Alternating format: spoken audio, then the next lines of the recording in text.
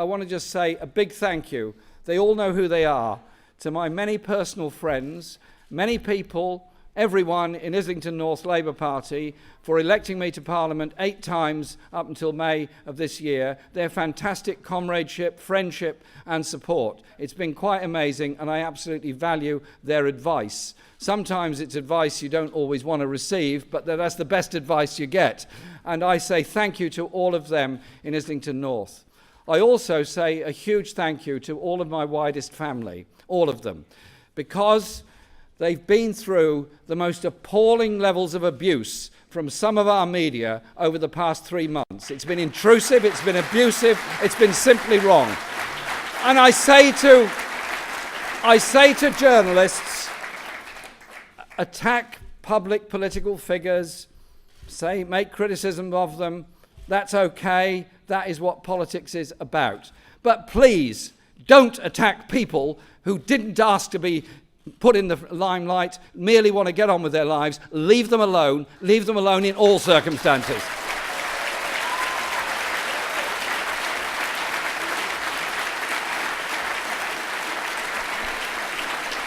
During this amazing 3 months, our party has changed. We've grown enormously. We've grown enormously because of the hopes of so many ordinary people for a different Britain, a better Britain, a more equal Britain, a more decent Britain.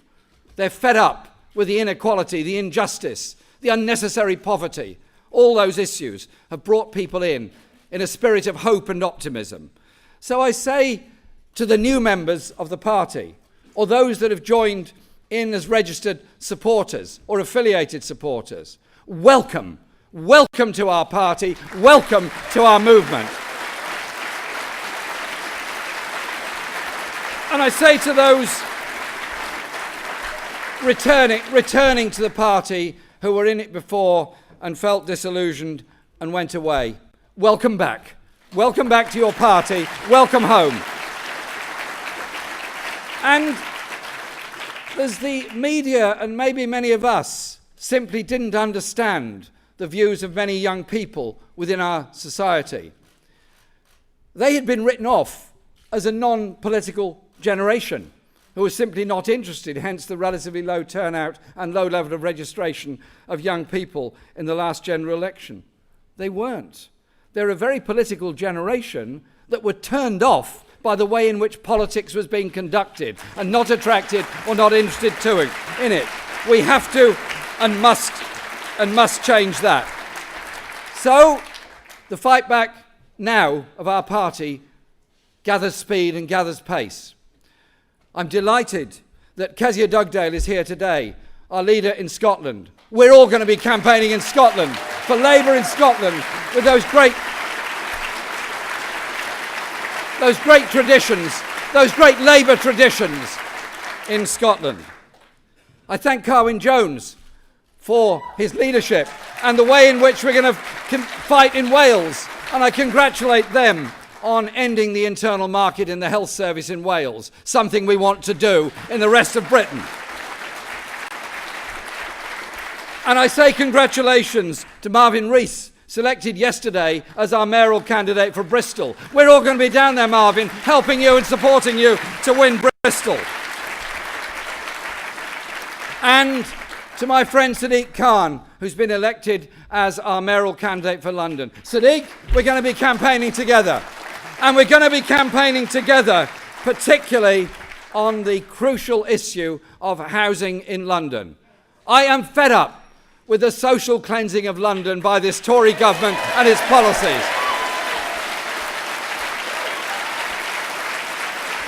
We need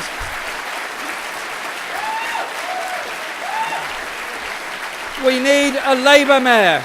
We need a Labour mayor in London who can ensure we do house everyone in London. We do end the sky-high rents. We do end the insecurity of those living in the private rented sector. We need a Labour mayor to bring that about in this wonderful great city of London. And Sadiq's the man to do it.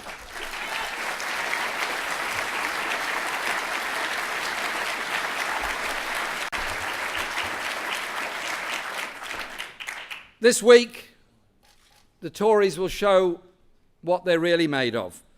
On Monday, they have the trade union bill designed to undermine even the ILO conventions and shackle democratic unions and destroy another element of democracy within our society. We have to oppose that. They're also pushing the welfare reform bill, which will bring such misery and poverty to so many of the poorest in our society. I want us as a movement to be proud, strong, and able to stand up and say, we want to live in a society where we don't pass by on the other side of those people rejected by an unfair welfare system. Instead, we reach out to end the scourge of homelessness and desperation that so many people face in our society. We're strong enough and big enough and able to do that. That is what we're about.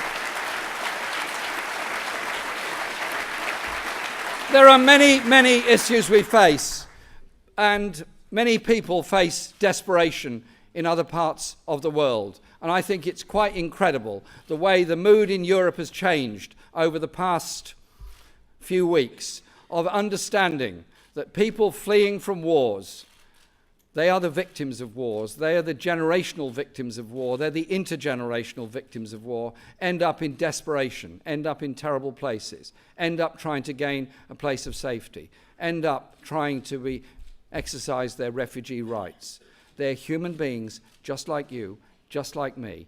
Let's deal with the refugee crisis with humanity, with support, with help, with compassion, to try to help people who are trying to get to a place of safety, trying to help people who are stuck in refugee camps, but recognize going to war creates a legacy of bitterness and problems. Let us be a force for change in the world, a force for humanity in the world, a force for peace in the world, and a force that recognizes we cannot go on like this with grotesque levels of global inequality, grotesque threats to our environment all around the world, without the rich and powerful governments stepping up to the plate to make sure our world becomes safer and better, and those people don't end up in poverty, in refugee camps, wasting their lives away when they could be contributing so much to the good of all of us on this planet. We are one world. Let that message go out today from this conference centre here in London. I conclude by this. The Tories have used the economic crisis of 2008 to impose a terrible burden on the poorest people in this country. Those that have seen their wages frozen or cut, those that can't afford to even sustain themselves properly, those that rely on food banks to get by. It's not right, it's not necessary, and it's got to change. We need an economic strategy that improves people's lives, that expands our economy, that reaches out to care for everybody. You can't do that if at the same time you do nothing about grotesque levels of inequality within our society. We need to develop an economic policy that deals with those issues. And so our party is about justice, is about democracy, it is about the great traditions we walk on. Those that founded our party and our movement, those that stood up for human rights and justice, the right for women to vote, the right for others to vote. We stand here today because of their work. But we go forward now as a movement and a party, bigger than we've ever been for a very, very long time, stronger than we've ever been for a very long time, more determined than we've been for a very long time, to show to everyone that the objectives of our party are intact. Our passion is intact. Our demand for humanity is intact. And we as a party are going to reach out to everyone in this country to take us on that journey together, so no one is left on the side. Everyone has a decent chance in life and a decent place within our society. That's what Labour was brought about to achieve. That is what we're going to achieve. This election campaign is, as we see here, about shaping our future. Our party is going to, I hope, become more inclusive, more involved, more democratic, and we're going to shape the future of everyone in this country in a way that I think will be remembered as something that is good for everyone, that brings about the justice that we all crave. And that is what brought us into this wonderful party and this wonderful movement ourselves. I say thank you to everyone for all their support, friendship and comradeship during this election process. And I say thank you in advance to us all working together to achieve great victories, not just electorally for Labour, but emotionally for the whole of our society, to show we don't have to be unequal, it doesn't have to be unfair, poverty isn't inevitable, things can and they will change. Thank you very much.